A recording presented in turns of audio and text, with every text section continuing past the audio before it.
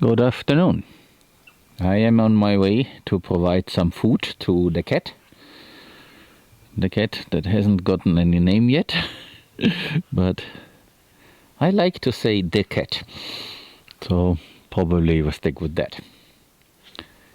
I see that the sheep have also noticed my presence here, but I will keep the gate behind me closed, because they should not go into this wannabe food forest at this time. We will let them in again later, but not at the moment. So it looks like the cat isn't really here, but he will be around. I have seen him 2 days ago, and he certainly is somewhere around here. So yeah, we do have some evidence that he is around, because yesterday I filled this up and it's empty. Of course, it might be another animal, but as I am also seeing him here and there, he is around and just do what cats like to do. They like to roam, so that's fine. At night I needed to find something in the shed, and I met some playful dogs there.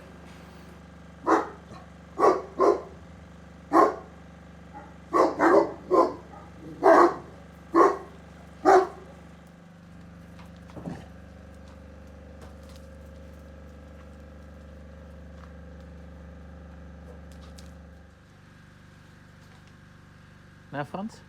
Komm.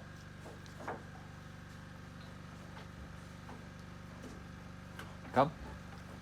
Komm her.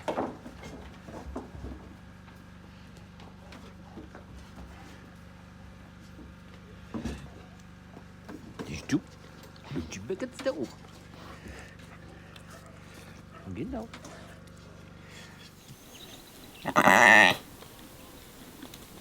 These sheep are still around, and we are not in a rush to remove them, but eventually they will be gone. And the last moment is when we start working in our zone B to prepare the area for the upcoming pig experiment. As I don't like to eat babies, we definitely will wait until everybody is grown up enough so that it makes sense.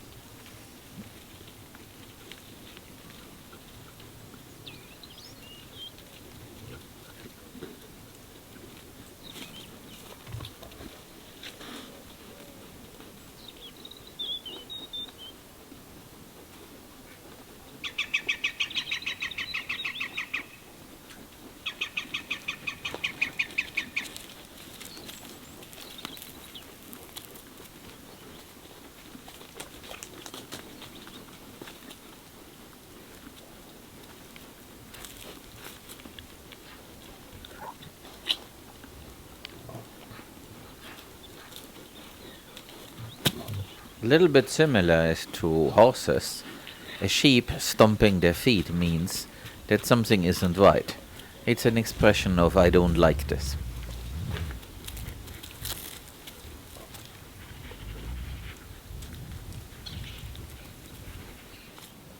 Once again, we have 2 horses in a compound to take care of the lawn, but as you can see, Sakahawaya is a little bit upset.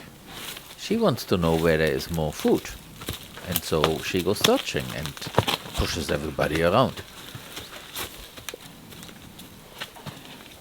That look of her basically means, aha, human, show me where there's fresh grass, I am hungry. There is still a lot of grass around in the compound. They just have to go to the other side. But here's something else that I wanted to show you. This is a lot of nettles. And it shows up in all the places where the horses have heavily manured. As far as I know, nettles grow where there is a lot of nitrogen in the ground. So they are an indicator species. So that means our soil is changing, and so is the nutrient content. We need more plants that actually take advantage of it. But I think that will come. Our Indian princess, as her original trainer calls her, continues to ask for fresh grass.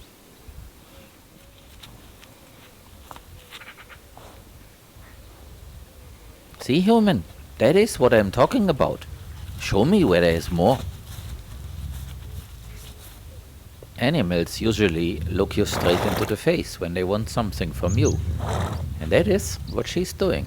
All the focus is on me. You see the ears, and you see all the movements, and that means she's asking a question and pointing to things. In August 2020, we built this platform and then planted vetiver all around it to stabilize it. It appears that this soil, as it was recently constructed, is a lot looser than elsewhere, and therefore a lot more moisture can be stored into it. And the vetiver also does its part to retain the moisture. It shows.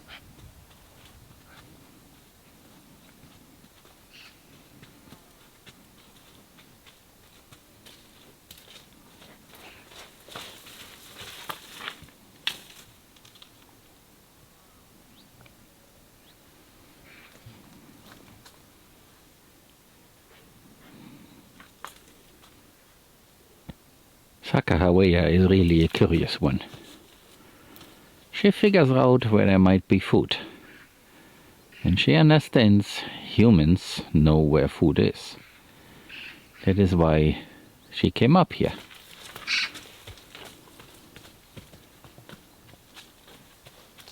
She's pushy, but not in a bad sense.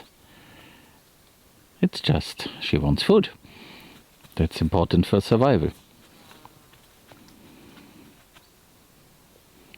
But of course she also knows that this wire is hot and she cannot easily cross it.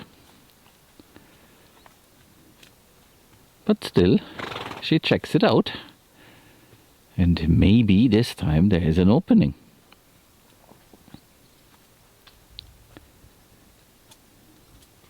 And that makes her the lead mare, because she knows how to survive. And Tuscarora has a different character. She's also very people-oriented, always comes to greet, but she's not boss. It's the other one.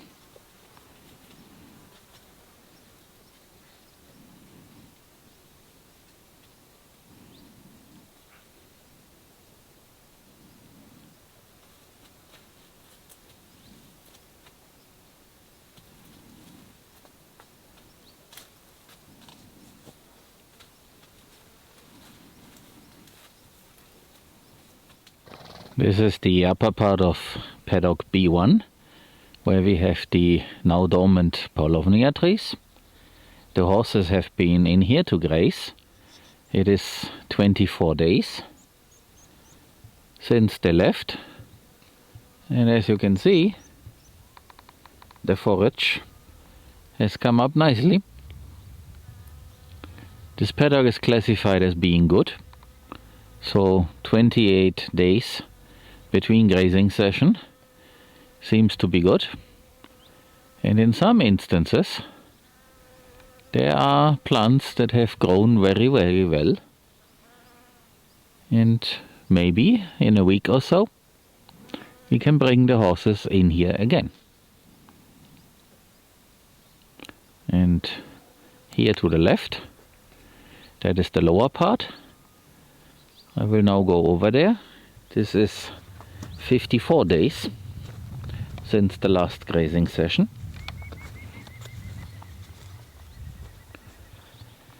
And it does look a lot poorer. And you may also notice that the yellow flowers are present here. And like I mentioned the last time, I believe this is a mustard. And it shows up when the soil is poor, and it does not show up when there's a lot of lush forage.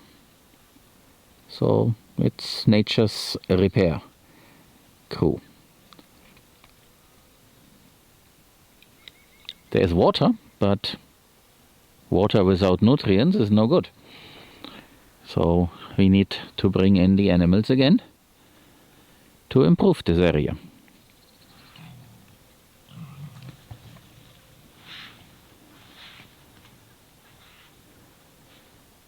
These pigs there are from the tenant that won't leave despite a court order. He's trying to take advantage of the acorn production, the montañera, and also of the fact that this is Valle de los Pedroches, which is a brand, and it guarantees higher prices if you can manage to get the certification.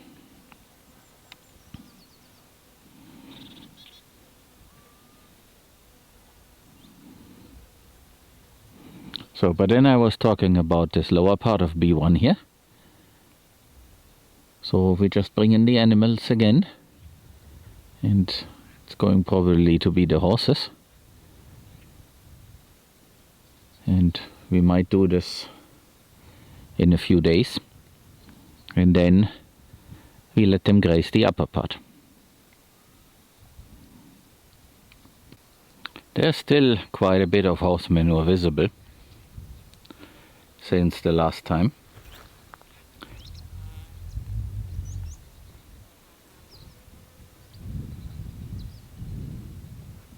But adding a bit more in the other areas is probably not the wrong thing. And as you can see, despite the horse manure right here in front of me, we have the mustard. And if I go here, oh, careful, there's this wire. So it was a bit difficult to get the camera in between the wires so that you can see that here.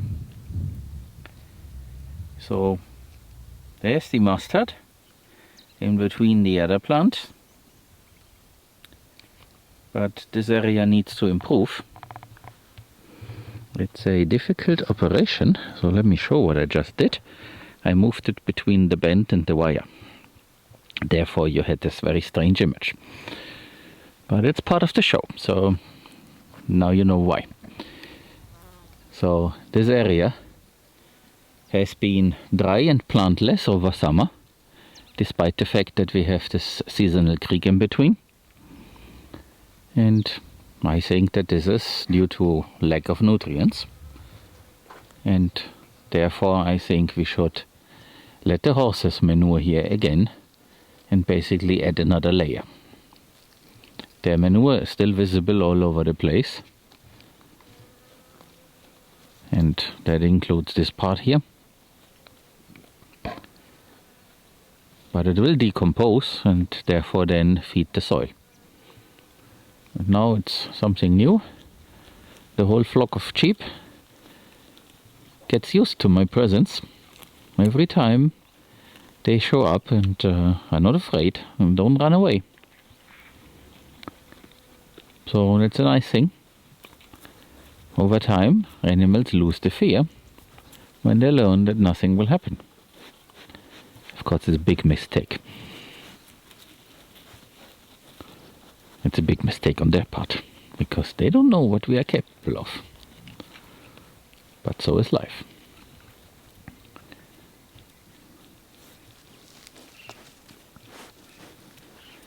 This is the latest edition.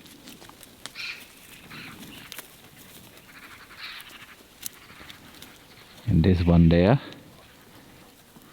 is also a young one, but a little bit older already.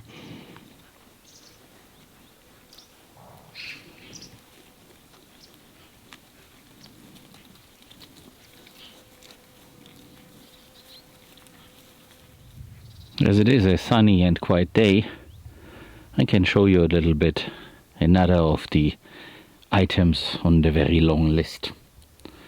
So this here is the traditional stone wall between us and our neighbor with the tenant that won't leave. And in all those years, cows have tried to get through, and then the stones were never picked up, but instead They just put something that they found there to block this. So here we have a barrel, and here on the next piece there is some steel mesh that is usually used for construction, for concrete slabs, that is fixing this hole, and the stones have not been picked up. And here is the next one. I actually have a video where a cow was leaving one of the neighbor's cows, and the stones have not been picked up. And then there's another breach, and the story is pretty much the same. The cows, using their horns, they lift up the mesh of the fence. If I come a little bit closer, you'll be able to see this. So they just get in there, they lift it up, and then somehow they manage to pass through with their big body. And of course, in the process, some of the stone gets more distributed left and right. In this case on our side, because on the other side there is hardly anything. And what we need to do is, we need to put them back in place. Of course, it's a human labor, so people need to use their hands and do this. This is time consuming, and we won't do this at the moment, but there is a longish term plan to let the dogs roam this area here, all the animal lane around what is our zone B, so that they have a job, and the dogs can then protect the young piglets and also chickens that we want to keep here in this area. And for that we need to have this properly fenced, because if a dog wants to get out because of some reason, then this might work here, and then we have an issue like we had in the past, when our dogs found a way, when they were younger, to venture out and go some sheep hunting. And that of course created problems with the owner of those sheep. They did not have any guardian dogs, now they have, but it is better to avoid this. And so the dogs are confined to the compound at the moment. It's a big area for them to roam and to protect, but there is this idea to give them a larger area where they can do their job, and this is the area here. But it needs to be well closed, and that not only includes the breaches in the rock wall, it also includes this area here, where the seasonal creek leaves our land. We will get to that, but it's an item on the very long list.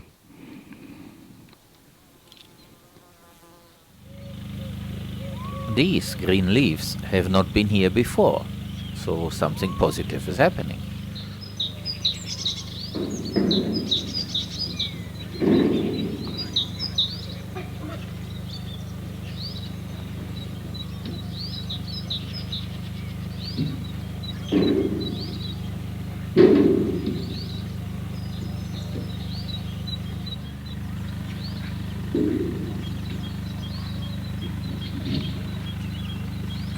This area here is like a little plateau and has been poor all the time.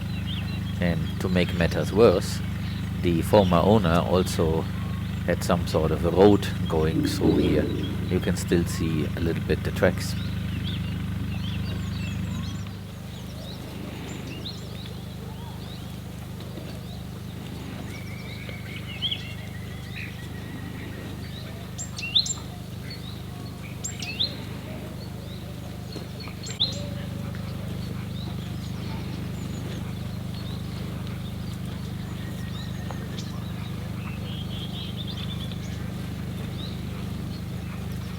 Sorry for the engine noise. If I tuned it down, you won't be able to hear the birds chirping.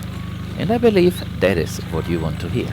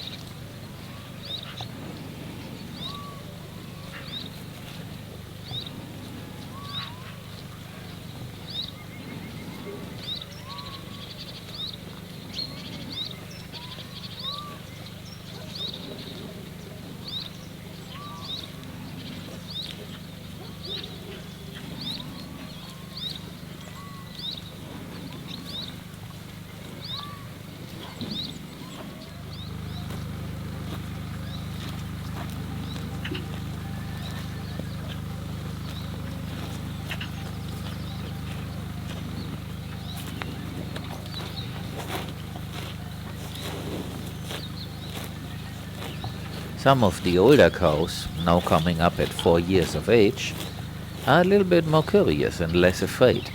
Their flight distance has reduced quite a bit. They won't let you touch them just yet, but at least you can get within a meter, instead of before it was 3 or at most 2 meters.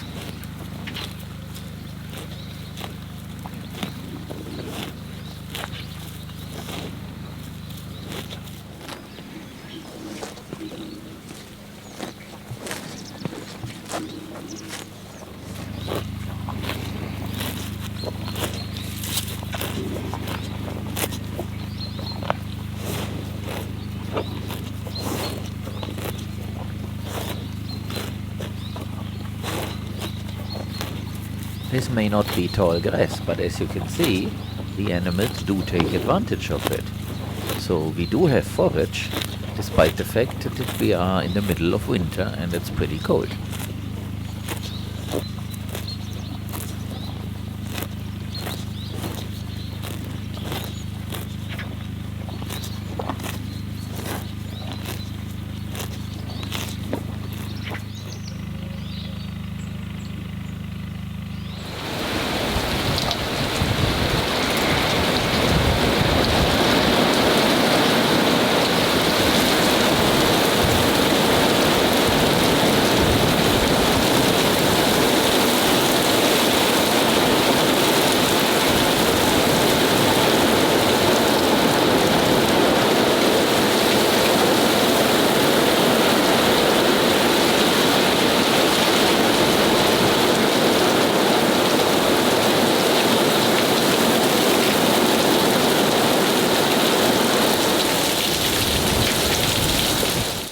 That was it for today.